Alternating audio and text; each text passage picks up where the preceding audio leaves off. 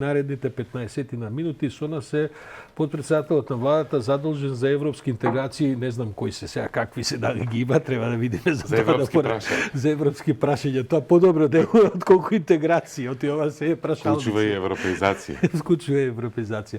Господин Димитров, вчера се вративте од Белград. Се чини дека таму ве дочека Вучич така како што знае, тој онака баш со отворени раце, со широко едно пријателство, насмеано си сето тоа, ве прошета, ве наруча, ве на вечера, се што треба. Кои се главните пораки од тој самит, бидејќи после оставката на Заев и неговото неодење во Белград се појави одредени сомнежи што ќе се случува, дали ќе може да биде одржан тој процес барем во некој догледен период, бидејќи тоа сепак го водат на крајот на краиштата тројцата лидери во овие земји, а сега Заев тоа повеќе не е.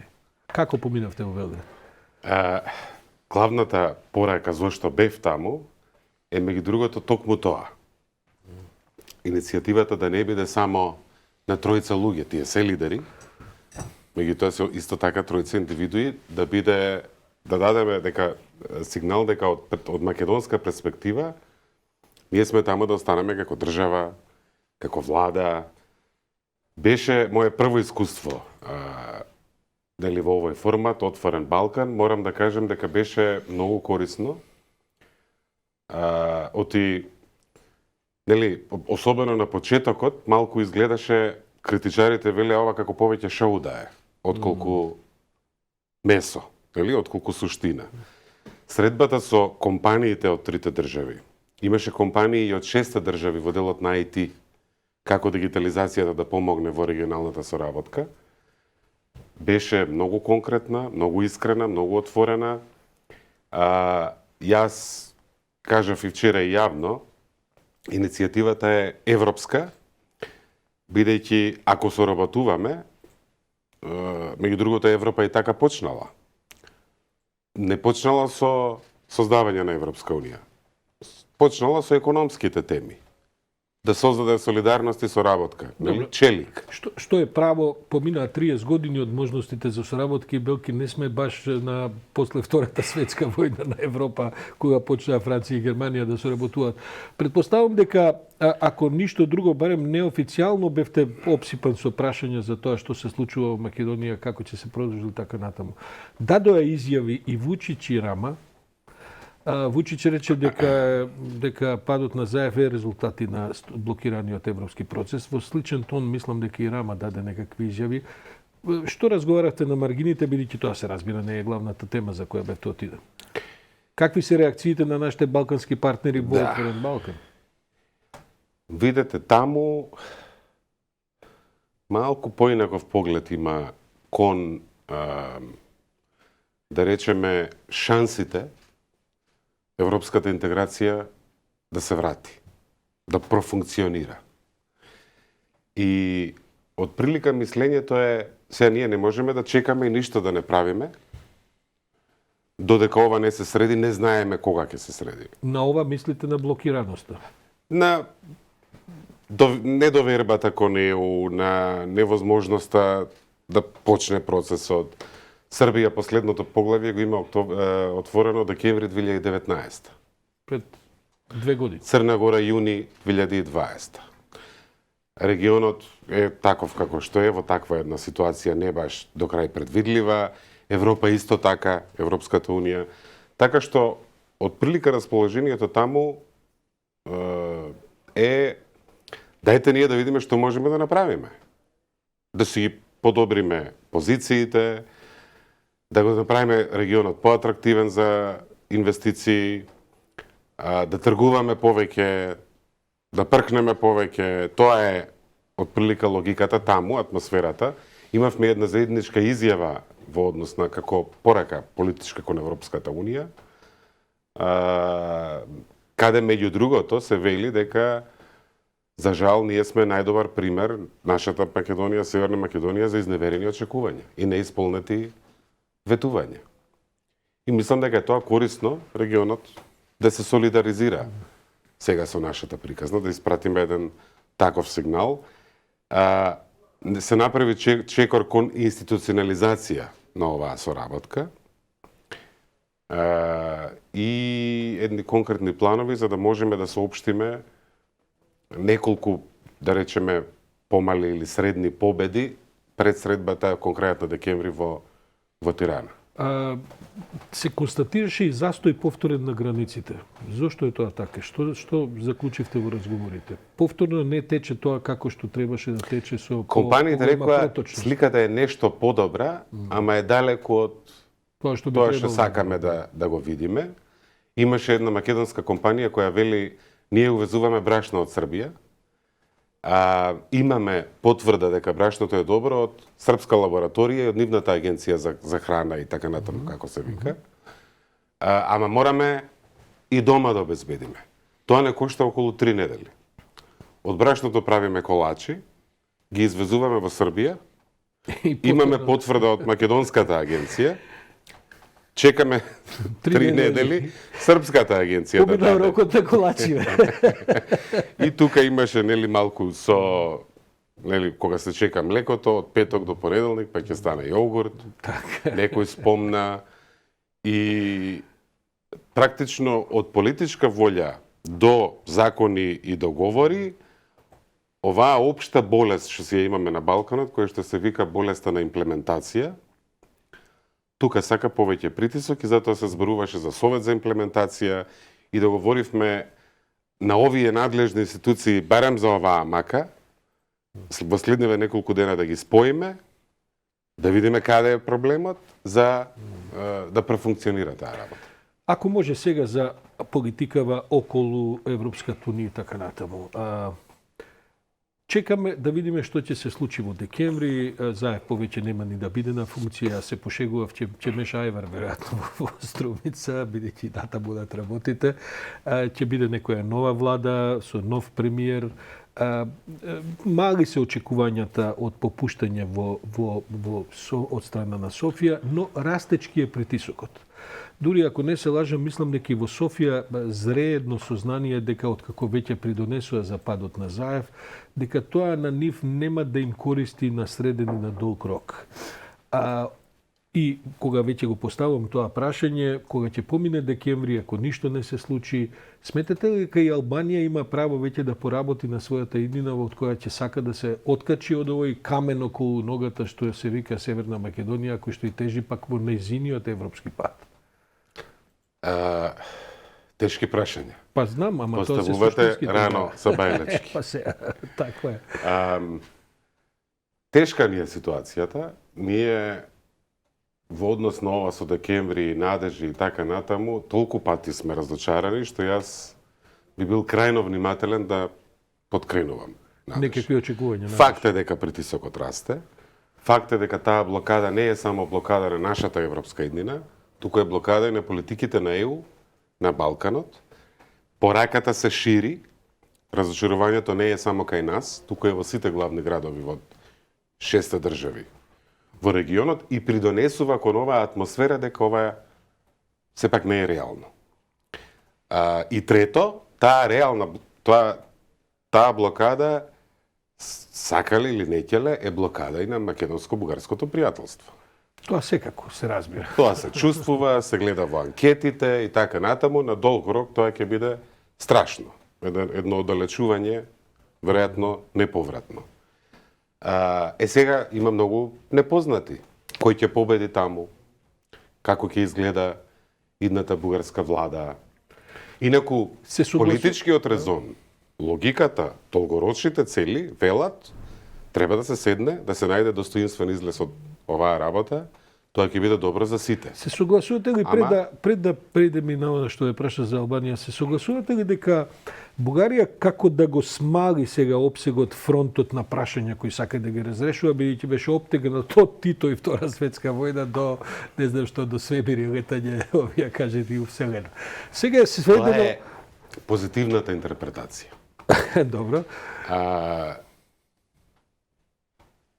Негативната би била кој ќе потегнете прашање за дискриминација. А во реалноста, вистина е тешко македонското општество да се обвини за дискриминација врз било кого по етничка основа. Да, едноставно аргументацијата не сме така направени. Толерантни сме, таква ни е историјата. почитуваме различности, сите заедно, заедничка ни е куќата. И фактите говорат дека има нула поплаки. Пресуда, поплаки кон Комисијата за антидискриминација, изгубени случаи во Страсбур, Европскиот суд за човекови права. Така што малку е, ако го покренете како прашање, тешко е да се најде решение. Оти не е баш прашање, повеќе е во еден друг бабл, во една друга реалност паралелна на оваја тука со овие бројки и така. Второ, мотивацијата можеби е, не може да не разберат ова со историјата. Ова е можеби поразбралив јазик. Да, ма може да е малку отворена, и така може да е малку подотворена врата за компромис. Бидејќи на крај ќе се сведе на спомнување на бугарите како етничка национална определба во македонскиот устав. Јас не гледам зошто би било тоа проблем. Во македонскиот устав можеби треба влезат и други националности кои не се спомнати. Иако се работи за долг и компликуван процес, отварање устав, менување, не е тоа работа за една недела. Настрана што сега логично е прашањето што е сега со македонците во Бугарија. Оти таму ги нема ни устав таков. Мене некои од моите бугарски колеги вика, да, ама бугарскиот устав не е таков. Добро, да правите го таков. Сакам да кажам, има ли шанса за некаков компромис токму околу ова прашање кое што, бидејќи гледате, од ова што читам, дури македонска опозиција се уште официјално немаме став за тоа, се покрена бура околу бугарското државјанство, кое е неспорно на градоначалничката на Скопје, но мислам дека и тие не би имале некаков суштински проблем околу додавањето на бугарите во уставот. Дали тоа би било решение за мрдување на процесот? Ние, за жал, остаревме со другиот проблем, со другиот сосед. Ама таму, секогаш знаевме кои се позициите и какви прашања покренува другата страна. Мислам дека е честно, мора да бидеме искрени по ова прашање. По последниве година и пол имаме една подвижна цел во смисла на какви прашања се отвараат. Нели беа отворени 5 прашања. А после плюс 1. Па после се спомена пописот. Така што многу е тешко и затоа велам. Подвижна мета е во прашање. Мора да се седне. Одговорност ќе биде потребна и од наша страна, ама ќе биде потребна и од другата страна и лидерство. Да видиме што е рационално, кои се вистинските проблеми, да најдеме европски начин да ги решиме, бидејќи зборуваме за контекст ЕУ. Вака сме малку како во игра на обвинување. Они понекогаш се лута зошто зборуваме за ова во други главни градови. Па кој го донесе прашањето во Брисел на масата? Да се држеше билатерално, ќе си го разговаравме билатерално. Кога се донесе на масата во Брисел, стана и проблем на Брисел, стана и европски проблем. И тоа го велат многу лидери на земјите членки. Така што не мислам дека треба да се подгрева оваа работа. Не мислите, отварањето на уставот, за тоа зборуваме? Не мислам дека треба ние толку да се врзуваме, немаме доволно елементи да се подпреме. Да видиме што ќе биде, да видиме кој ќе биде соговорникот. И не можеме суштинската наша иднина да ја врземе со ова пак. Треба таа лекција да научиме, не можеме на секој 6 месеци пак да се... Нели? Ќе не биде или нема да не биде, од ова ако зависи во декември, па после пак во јуни, поминавме низ тоа неколку пати, мора да бидеме поодговорни кон својот народ, кон себе си, кон својата држава. Неиспорачувањето на Европската Унија е дел од јасните пораки на гласачите во Македонија, заради кои СДСМ катастрофално ги изгуби локалните избори. Опозицијата не доби многу, напротив и таа изгуби гласови, значи една апатија се повеќе или можеби една политичка порака со неизлегување на избори, но за сите тоа важи. Но фактичката состојба е дека Заев се повлекува од премиерската функција за партијата, тоа е друга прашање, нивни проблем што се вика. Што се пораките што ги добивате, бидејќи вие сепак сте на највисоката точка на тој ветромет што доаѓаат од европски партнери, од Брисел и така натаму? Свесни ли се тие дека учествуваат, како и многу пати досега на Балканот, во рушење на прогресивни либерални режими? За жал,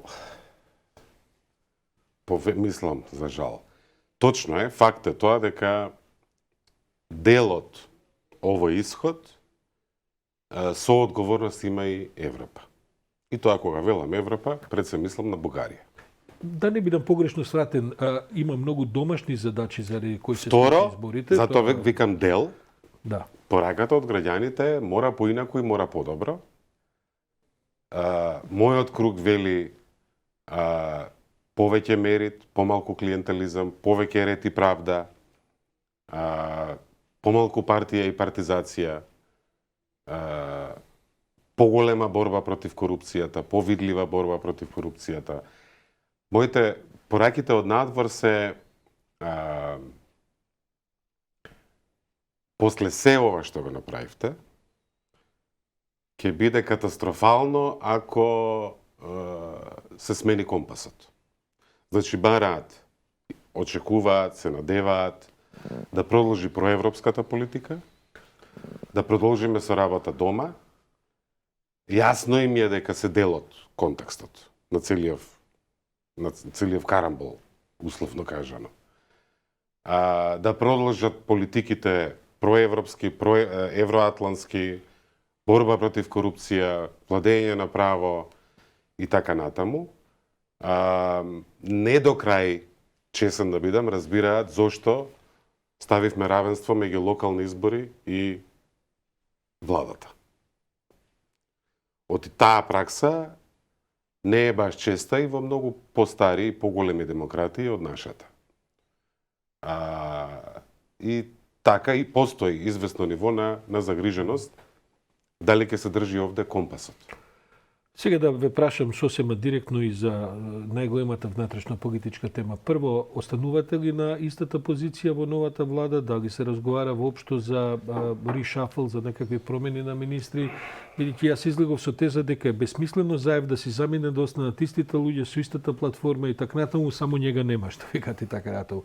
Ова ќе биде шанса за некакво обновување, вас ве прашам директно за вашата функција, тоа важи за сите министри, или напросто само ќе се тргне заев, а некој друг ќе ја превземе палката и ќе тера понатаму? Мислам дека има многу непознати, а малку време. Процесот очигледно е во тек, консултации меѓу партиите во владеачкото мнозинство, во владеачката коалиција. Мојата лична перспектива е следна. Ова што се споменува, малку дома, малку надвор, е во контекст на пораките што ги разговаравме. Кои се пораките на граѓаните, кои се пораките на нашите пријатели и партнери во странство. Мојата мотивација не е толку врзана со функција, колку што е со влијание. Оти не секоја функција и не секоја функција во даден контекст ви носи влијание. Ако сакате нешто да смените, ви треба влијание. И друго, мислам дека, барем пораката јас лично, како што ја разбрав од граѓаните, ќе најдам начин, без разлика дали ќе имам функција, нема да имам функција, политиката што ја гледам како... Се извинувам, ставете го микрофонот, бидејќи ова се важни поенти кои ќе треба да ги фатиме. Макар и со рака придржете го, ако така е, одлично, супер. Да, фала ви. Значи, политиката ја гледам како малку повеќе идеали ни требаат, малку повеќе принципи ни требаат. Што и да биде, ќе најдам прозор таа визија да продолжам да ја туркам, па и да победи. На крајот, народот така ни каже, мораме да си го слушаме народот. Никола Димитров, благодарам за ова утринско брифирање. Да, навистина може би малку рано за тешки теми, ама никогаш не е доцна да се тргне рано во решавање на проблеми. Така е. Поздрав до гледачите.